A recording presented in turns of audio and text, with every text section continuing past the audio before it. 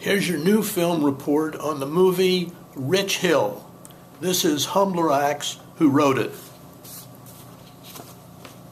A friend of mine complained that she and others like seeing movies, but afterwards hardly talk about them. Oh yes, they might say, pretty good, bad, or I don't know, but conversations don't ever go much further. I think the cause of their silence is often that a film covers a subject that they have never experienced and therefore suffer a vocabulary blank. They can't come up with any words to express any thoughts, and if they don't know the words, they can't come up with the thoughts. It is like they are dumb with someone else's life.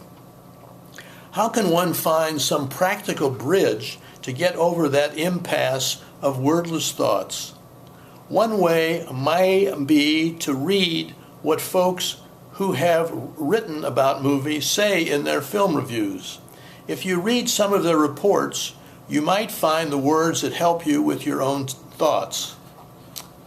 The problem is, we mostly live lives of economic and social estrangement from those whose lives are unlike ours. Take Rich Hill, an honest documentary that chronicles well the lives of 3 dirt-poor adolescents who live in Rich Hill, Missouri. Who's ever heard of such a place? Its name must be a joke. Once it was big in coal. In truth, it dwells at the west end of Missouri and has a population of 1,400 sole residents.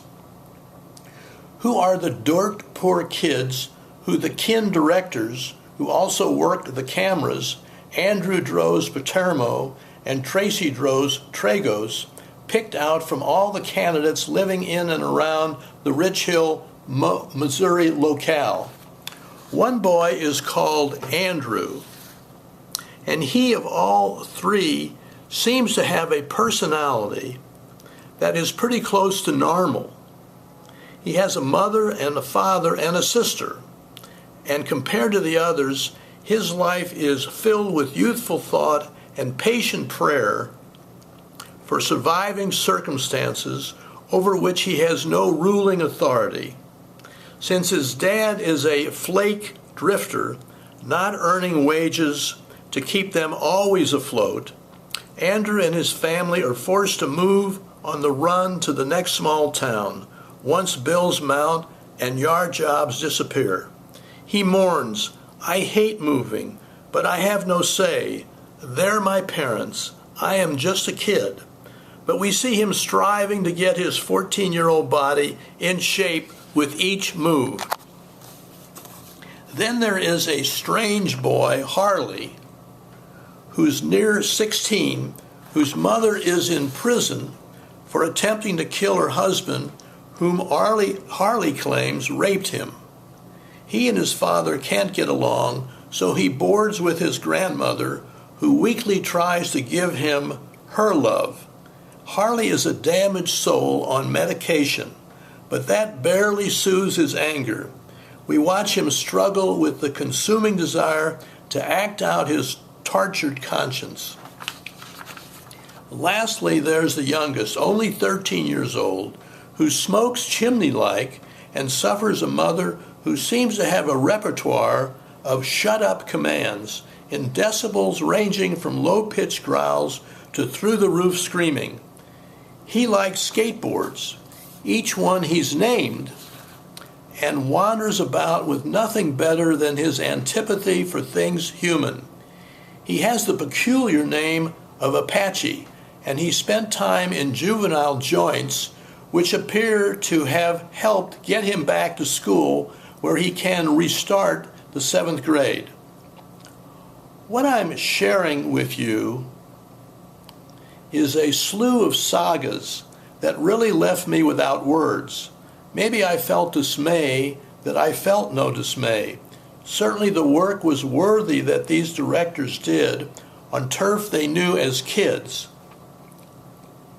To reveal truths as they must be for these unfortunate adolescent youngsters. Can any of us take credit for being born with a better future than theirs?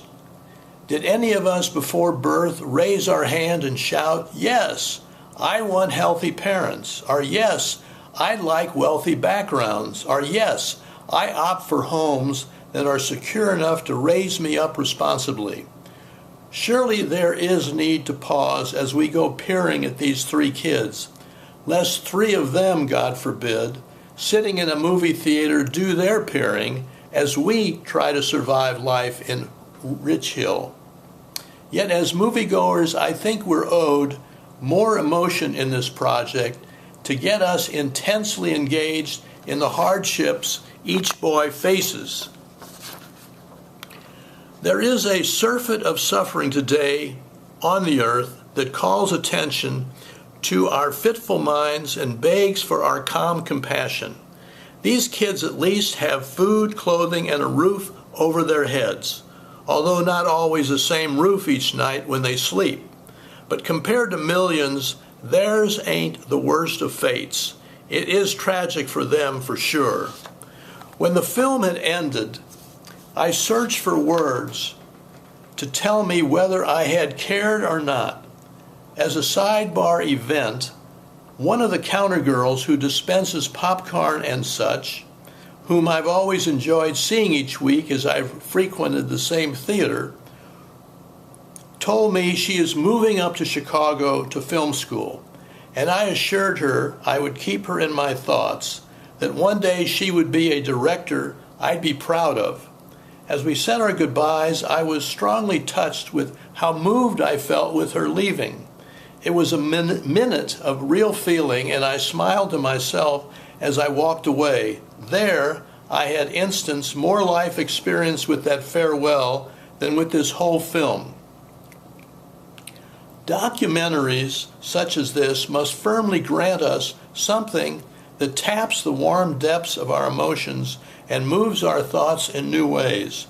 Directors can't expect viewers, in my estimation, to succumb to a doc unless there is really a force in it that commands our attention toward its worth. What's valuable for us in it?